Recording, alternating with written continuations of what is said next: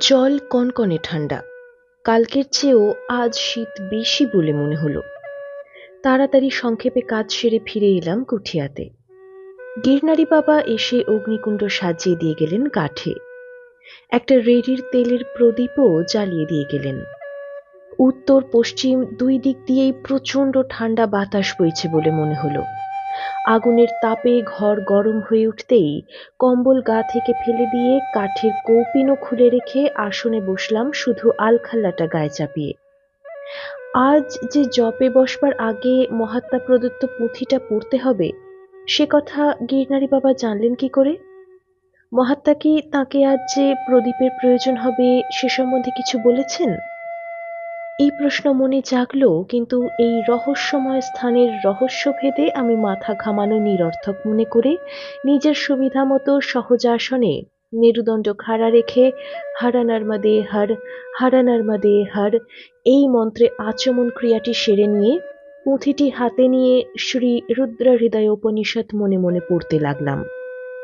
পাঠ শেষ হতেই মনে হলো আপনা হতেই নাসিকা পথেই হাংসাহা অর্থাৎ হাং সাহা এই দ্বিধা বিভক্ত মন্ত্র নিঃশ্বাস ও উচ্ছ্বাসের সঙ্গে আপনা হতেই জপ হতে শুরু হয়ে গেল। কিছুক্ষণ পরেই অনুভব করলাম শুধু অনুলোম ক্রমে হাংসাহা অর্থাৎ আমি সেই পরমাত্মা, শুধু এই বোধ নয়, বিলোম ক্রমে উচ্ছ্বাস ও নিঃশ্বাসের সঙ্গে সোহং অর্থাৎ সা আহং অর্থাৎ সেই পরমাত্মাই আমি, এইরূপ বোধেরও স্ফুরণ হচ্ছে।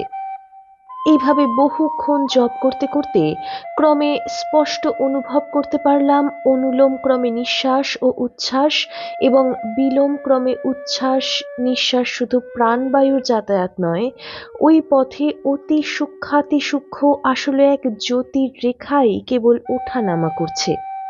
আমার যেন দেহ নাই, দেহের কোনো স্বাভাবিক অঙ্গ প্রত্যঙ্গও নাই, কোনো বোধ শক্তিও নাই।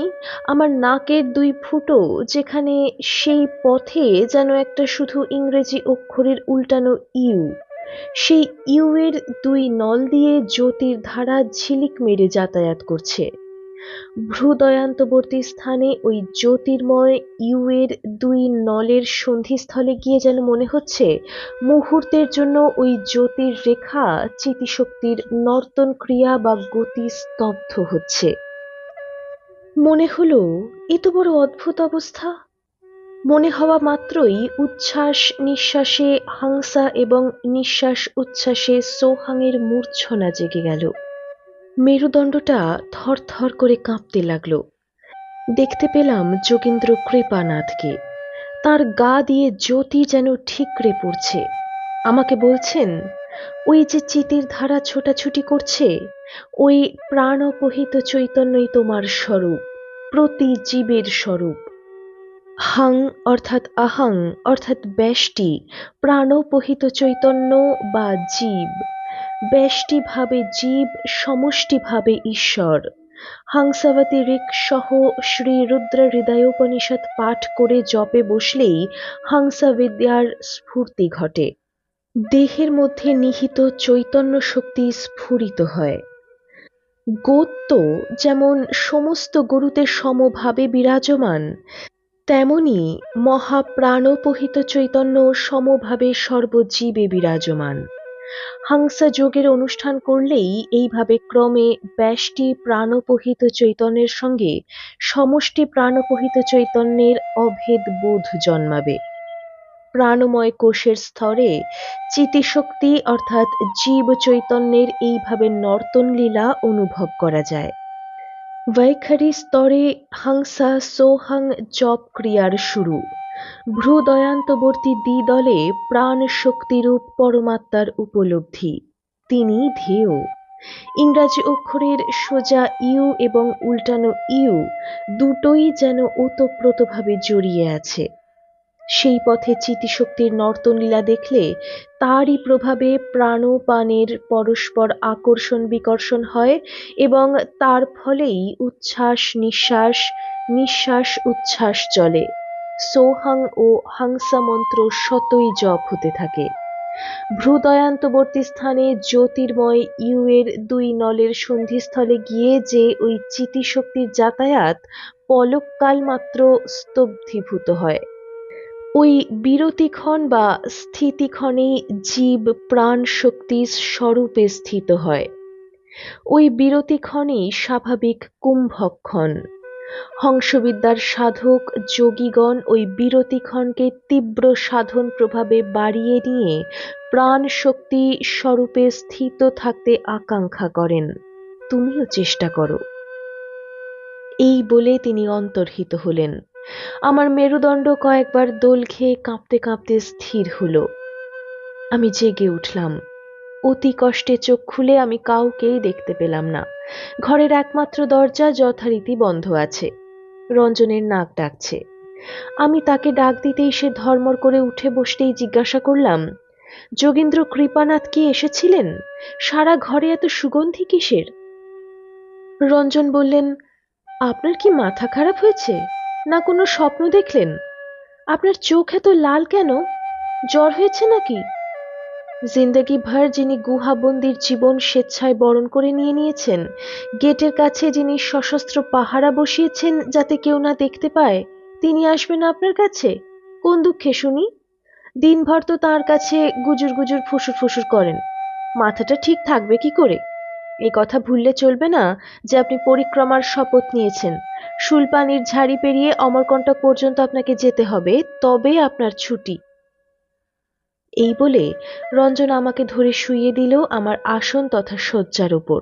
বলল, এখন রাত্রি 4টা, আমরা 6:30টায় স্নান করতে যাব। 2.5 ঘন্টা ধরে ঘুমোতে পারবেন, ঘুমিয়ে নিন। শোয়ার সঙ্গে সঙ্গে গভীর ঘুমে আচ্ছন্ন হলাম। ঘুম যখন ভাঙল তখন বেলা 10টা বেজে গেছে। রঞ্জন জানালো তাদের স্নান হয়ে গেছে। দেহে মনে যেন আনন্দের জোয়ার বইছে। আমি রঞ্জনকে বললাম, এখন আমি নর্মদাতে স্নান করতে যাচ্ছি। তর্পণাদি সেরে ফিরতে হয়তো আমার দেরি হয়ে যেতে পারে। এর মধ্যে বেলা 11টার সময় যদি টং করে ঘড়ির শব্দ হয়, তাহলে আমার জন্য অপেক্ষা করার দরকার নাই। তুমি গিরনারি বাবাদের সঙ্গে আমার কমণ্ডলুটাও সঙ্গে নিয়ে যাবে শ্মশানেশ্বর শিবতলায়। কমণ্ডলু ভরে আমার জন্য দুধ প্রসাদ নিয়ে আসবে। গামছা ও লাঠি নিয়ে স্নান করতে চলে গেলাম। নর্মদার জল যেন বরফ গোলা জল। তবুও 1 কোমর জলে নেমে স্নান করলাম। তর্পণাদি সেরে কুঠিয়াতে ফিরে দেখলাম রঞ্জন ঘরে নাই। গিরনারি বাবা এবং অন্যান্য নাগাদেরকেও তাদের কুঠিয়াতে দেখতে পেলাম না। বুঝলাম সংকেত ধ্বনি হতেই তারা দুগ্ধ প্রসাদ সংগ্রহ করতে চলে গেছেন। প্রায় ঘণ্টাখানিক পরেই সকলেই ফিরে এলেন। রঞ্জন আমার জন্য দুগ্ধ প্রসাদ নিয়ে এসেছে। এসেই গদগদ কণ্ঠে বলতে লাগলো, আজ এক অপূর্ব দৃশ্য দেখলাম। আজ একটা কৃষ্ণবর্ণের গাভী, ললাটে একটা সাদা রেখা ঠিক তিলকের মতো, 2 শিঙে জড়িয়ে আছে একটা পুষ্পস্তবক। গাভীটি এসেই শিবলিঙ্গের কাছে মাথা নেড়ে সেই পুষ্পস্তবকটা ফেলল। তারপর অন্যান্য দিনের মতো অন্যান্য গাভী বা মহিষীর মতো বাঁ দিকের একটা ঠ্যাং তুলে বাঁটটা শিবের গায়ে ঠেকিয়ে গল গল করে দুধ ঢালল।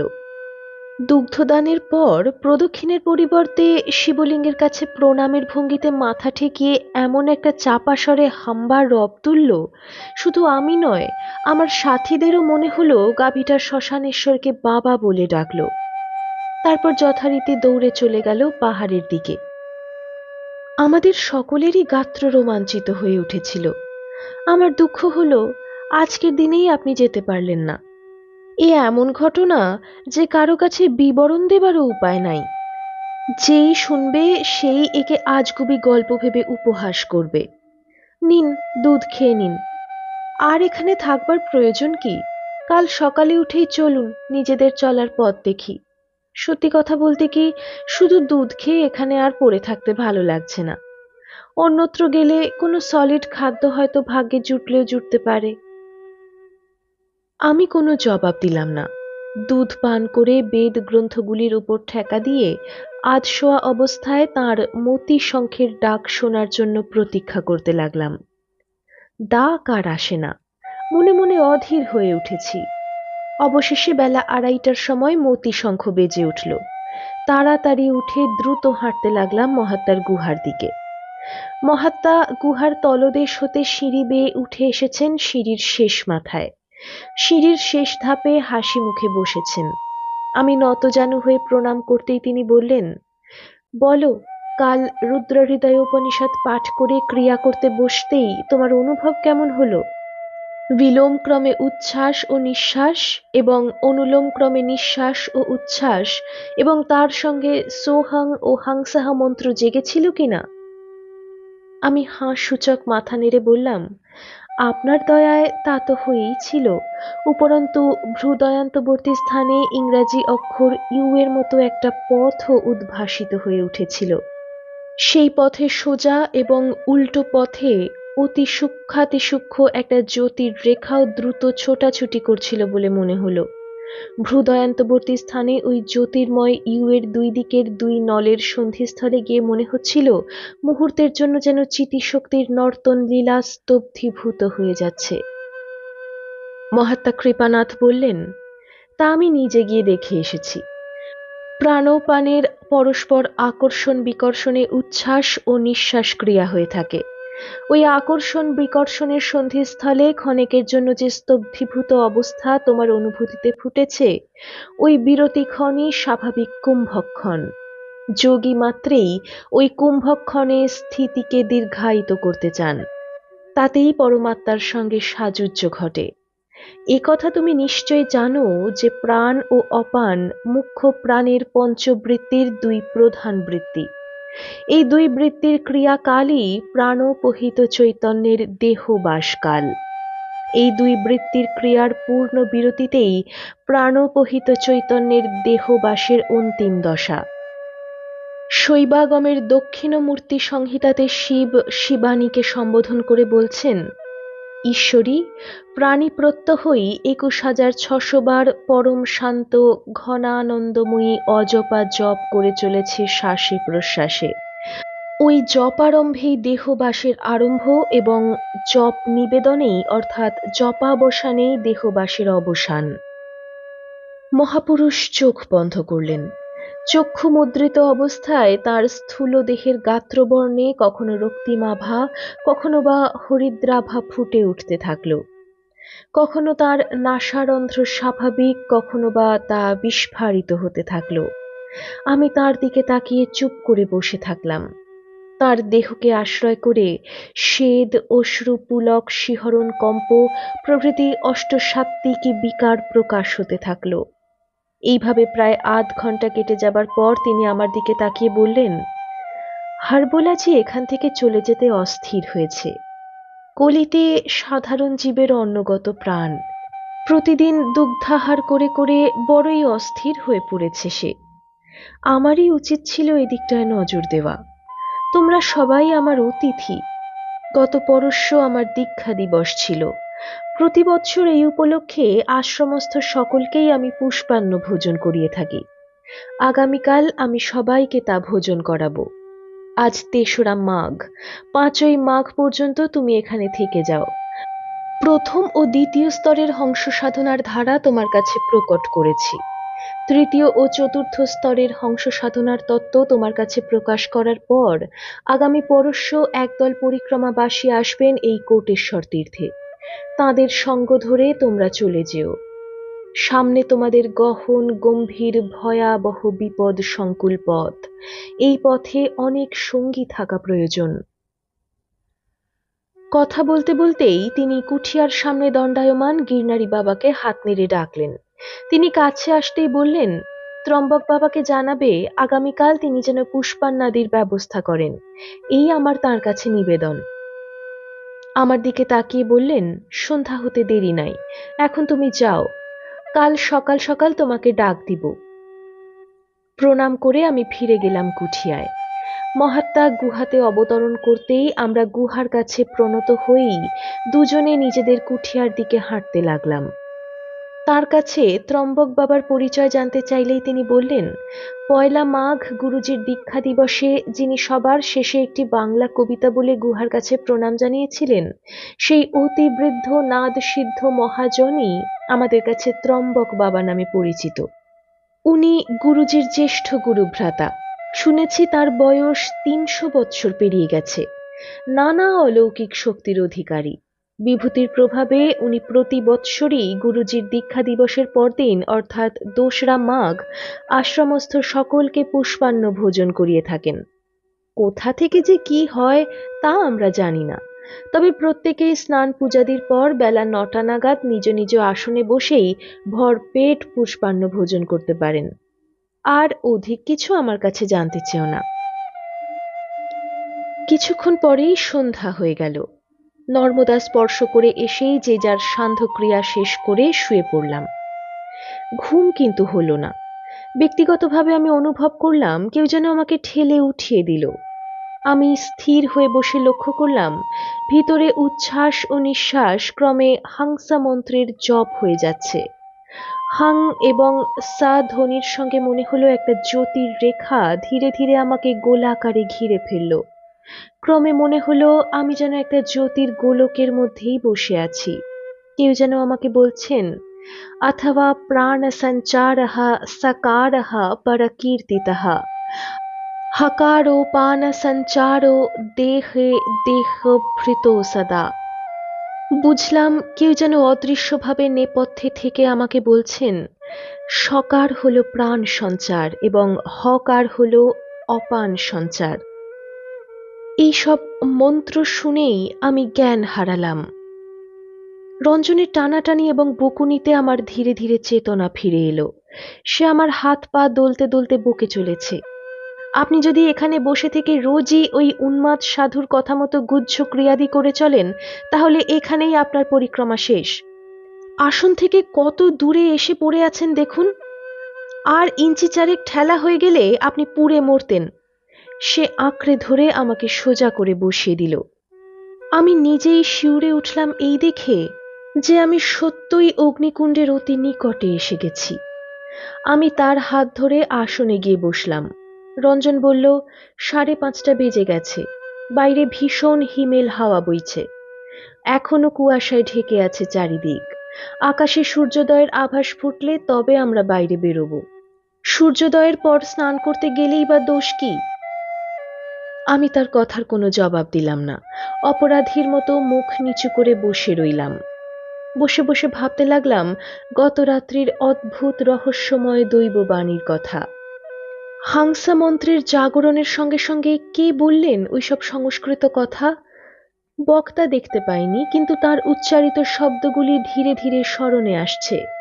মনে মনে অর্থোদ্ধার করবার চেষ্টা করছি, এমন সময় গিরনারি বাবা এসে দরজাতে টোকা দিয়েই সরাসরি ঘরে ঢুকে পড়ে বললেন, सुबह 6:30 बज गए, हम लोग सब तैयार है, नहाने के लिए चलिए। উঠে দাঁড়াতে গিয়ে কিঞ্চিত টলে গেলাম। রঞ্জন তাড়াতাড়ি করে আমাকে ধরে ফেলেই গিরনারি বাবাকে বলল, भाई साहब की तबीयत में थोड़ी गड़बड़ी हुई है, आप चलिए, हम थोड़ी देर में आ रहे हैं। গিরনারি বাবা তীক্ষ্ণ দৃষ্টিতে আমার দিকে বার কয়েক তাকিয়ে হাসতে হাসতে চলে গেলেন। কিছু পরে আমি কতকটা ধাতস্থ হয়ে স্নান করতে গেলাম। নর্মদার ঘাটে যখন পৌঁছলাম তখন অন্যান্য নাগাদের স্নান হয়ে গেছে। তারা উঠে আসার উদ্যোগ করছেন। गिरनारी बाबा रंजन के बोलें, हरबोला जी, आप नहाकर साथी को साथ में लेकर सीधा श्मशानेश्वर जी के पास आ जाइए। आज तो पुष्पान्न मिलेगा ही। दुग्ध प्रसादी के लिए 11-12 तक उधर बैठने के लिए कोई जरूरत नहीं है। श्मशानेश्वर के ऊपर हम लोग फूल फल चढ़ाएंगे। এই বলে তারা চলে যাবার পর আমরা ধীরে সুস্থে স্নান সেরে গুহাশ্রমের ভিতর দিয়ে সোজা চলে গেলাম শ্মশানেশ্বরের কাছে। সেখানে গিয়ে দেখি কোথা হতে বহু বিল্বপত্র সংগ্রহ করেছেন নাগারা। তাদের পূজা হয়ে গেছে। আমাদের জন্য কিছু বেলপাতা রয়েছে। আমি ও রঞ্জন শ্মশানেশ্বরের মাথায় জল ঢেলে মহাদেবের পূজা করলাম।